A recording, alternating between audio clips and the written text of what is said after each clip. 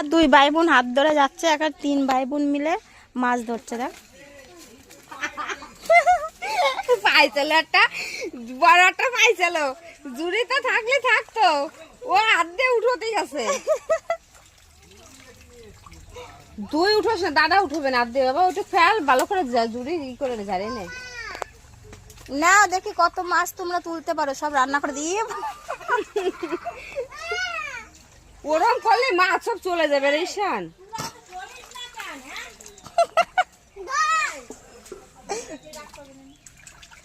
এই উঠে যাও। কে কি রাগ করবে? দেখিস হ্যাঁ, কি রাগ করবে? নাকি খাওয়ার মাছ হয়েছে? এরা তো গুঁড়ো করা শখ করতেছে। এরা কি খাওয়ার মতো মাছ আছে নাকি? উঠবে না। দেবো দাঁড়া, দেবো দেখ।